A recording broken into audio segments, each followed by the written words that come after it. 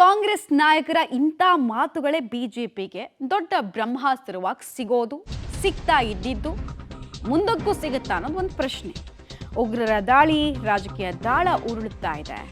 ಬಿಜೆಪಿಗೆ ಈಗ ಕಾಂಗ್ರೆಸ್ ನಾಯಕರು ಕೊಡ್ತಾ ಇರುವಂತಹ ಸ್ಟೇಟ್ಮೆಂಟ್ಗಳೇ ಬ್ರಹ್ಮಾಸ್ತ್ರ.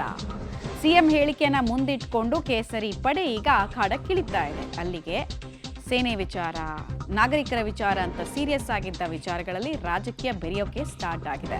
ಯುದ್ಧದ ಅನಿವಾರ್ಯತೆ ಇಲ್ಲ ಅಂತ ನಿನ್ನೆ ಸಿಎಂ ಸ್ಟೇಟ್ಮೆಂಟ್ ಕೊಟ್ಟರಲ್ಲ, ಇದಕ್ಕೆ ವ್ಯಾಪಕ ಆಕ್ರೋಶ ಎಲ್ಲ ಕಡೆಯಿಂದ ವ್ಯಕ್ತ ಆಗ್ತಾ ಇದೆ. ಸಿದ್ದರಾಮಯ್ಯ ಅವರ ಹೇಳಿಕೆ ಬೆನ್ನಲ್ಲೇ ರಾಜಕೀಯ ಫೈಟ್ಗೂ ಇದು ವೇದಿಕೆ ಮಾಡಿಕೊಡ್ತಾ ಇದೆ. ಬಿಜೆಪಿ ನಾಯಕರು ಹೋರಾಟ ಮಾಡೋದಕ್ಕೆ ಮುಂದಾಗ್ತಾ ಇದ್ದಾರೆ. ಭದ್ರತೆ ವಿಚಾರದಲ್ಲೂ ಮುಸ್ಲಿಂ ವೋಟ್ ಬ್ಯಾಂಕ್ ಅಂತ ವಾಗ್ದಾಳಿ ಮಾಡೋದ್ರ ಮೂಲಕ ಹೋರಾಟ ಮಾಡ್ತೀವಿ ನಾವು ಅಂತ ಹೇಳಿದ್ದಾರೆ ಪ್ರತಿಪಕ್ಷ ಬಿಜೆಪಿ. ಎಂ ಲಕ್ಷ್ಮಣ್ ಅವ್ರು ಕೊಟ್ಟ ಸ್ಟೇಟ್ಮೆಂಟ್ ನೋಡಿದ್ವಿ ನಾವು. ಎಂಥ ಲೂಸ್ ಟಾಕ್ಗಳವು. ಒಂದೇ ಒಂದು ಓಟ್ಗೋಸ್ಕರ ಇಷ್ಟೆಲ್ಲ ನಾಟಕ ಮಾಡುವಂಥ ಅವಶ್ಯಕತೆ ಇರಲಿಲ್ಲ. ಇದು ನಿಜಕ್ಕೂ ಖಂಡನೀಯ. ಅವರ ಸತ್ತೋರಿಗೆ ನಿಜಕ್ಕೂ ಅವಮಾನ. ಯಾರು ಸತ್ತಿದ್ದಾರೋ ಅವ್ರಿಗೆ ಅವರ ಹೇಳಿಕೆ ಅವಮಾನ ತರ್ತಕ್ಕಂಥದ್ದು. ಕೂಡಲೇ ರಾಜ್ಯದ ಜನರ ಮುಂದೆ ಸಿದ್ದರಾಮಯ್ಯ ಕ್ಷಮಾಪಣೆ ಕೇಳಬೇಕು. ನಾನು ಸತ್ಯನೇ ಹೇಳಿದ್ದೀನಿ.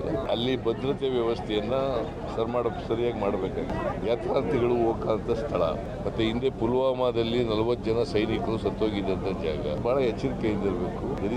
Intelligence file, security file. ಕೇಂದ್ರ ಸರ್ಕಾರದವರು ಭದ್ರತೆ ಕೊಡೋಕ್ಕಾಗಲಿಲ್ಲ. ಅವ್ರು ಜನ ನಂಬ್ಕೊತಾರೆ, ಕೊಡ್ಲಿಲ್ವಲ್ಲ. ಈಗೇನೆಲ್ಲ ಕ್ರಮಗಳು ತಗೊಂಡ್ರು ಕೂಡ 26 ಜನ ವಾಪಸ್ ಬರ್ತಾರ. ಯುದ್ಧ ಮಾಡಬೇಕಾದಂಥ ಅಗತ್ಯ ಇಲ್ಲ.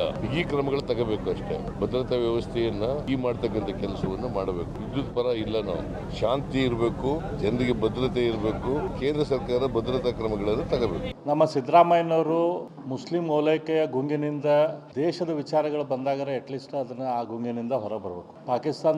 ಪಾಕಿಸ್ತಾನ ಒಂದು ಇವತ್ತು ಮುಸ್ಲಿಂ ದೇಶ ಆಗಿದ್ದಕ್ಕೆ ಅದ್ರ ಮೇಲೆ ವಾರ್ ಮಾಡಿದರೆ ಇಲ್ಲಿ ಭಾರತ ದೇಶದಲ್ಲಿರುವಂಥ ಮುಸ್ಲಿಮರು ಏನು ತಿಳ್ಕೊತಾರಂತೇಳಿ ಇವ್ರು ತಿಳ್ಕೊಂಡು ಈ ರೀತಿಯ ಅಬಾಲಿಷ್ ಹೇಳಿಕೆಗಳನ್ನು ಕೊಡೋದು ಅಂಥ ಹಿರಿಯ ನಾಯಕರಿಗೆ ಶೋಭೆ ತರೋದಿಲ್ಲ. ನಮ್ಮ ಭಾರತ ದೇಶದ ಮುಸಲ್ಮಾನರು ಕೂಡ ಭಾರತದ ಬಗ್ಗೆ ಬೇರೆಯವ್ರಿಗೆ ಎಷ್ಟು ಅವ್ರಿಗೆ ಶ್ರದ್ಧೆ ಐತಿ ಅಷ್ಟು ಶ್ರದ್ಧೆ ಇದ್ದವರು ಸಾಕಷ್ಟು ಭಾಳಷ್ಟು ಜನ ಅದಾರ. ಕೆಲವು ಜನ